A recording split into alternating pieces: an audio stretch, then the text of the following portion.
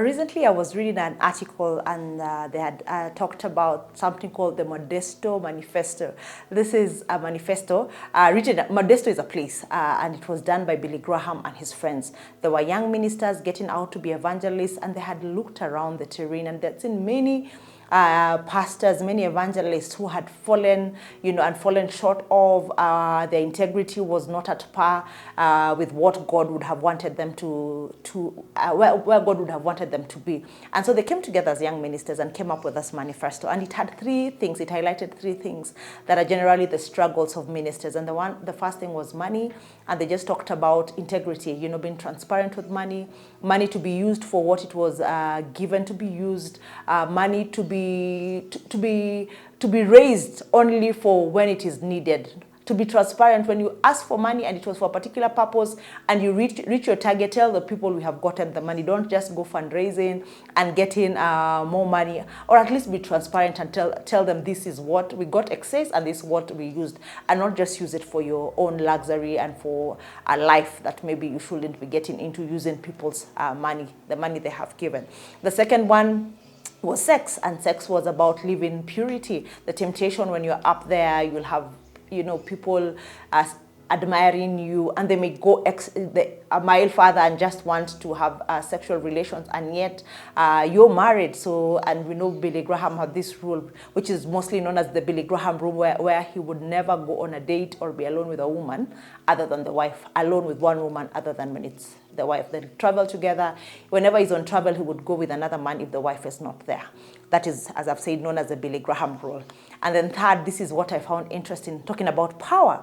And in power, they talked about this issue of wanting to show how powerful you are or how influential you are, and how you do that is by exaggerating numbers. Whereas 10 people got saved, you would say 20 or that, because you want to look like your ministry is flourishing.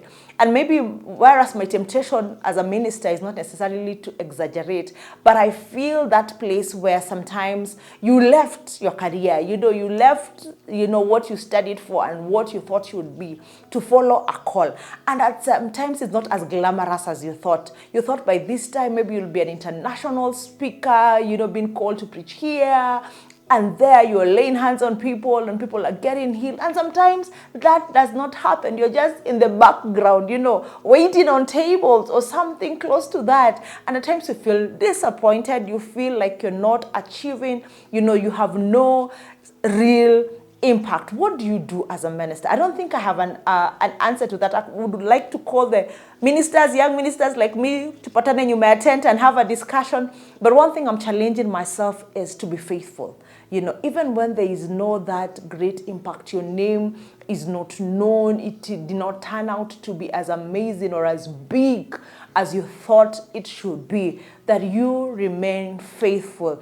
That faithfulness to God doesn't mean that it will be glamorous. You'll be out there. Your name will be, on the tongue of everybody. That might not be, but we have to learn to be faithful to the one who has called us is more important than the glamour, than the exaggerated numbers, than the popularity. That, for me, I think is a pitfall young ministers like me should look out for pastors. And in case you're not a pastor, I guess that also applies to you. Sometimes you thought you will be top of your class, you'll be a certain place, and when that doesn't happen, you exaggerate. If you have lived a life that is faithful to God, that should suffice something in us. That should give us some contentment, because at the end of the day, it only matters what your master says at the end of your life. Will he say, good, faithful servant, or will you say, get out, of this place, you are unfaithful with what I gave you?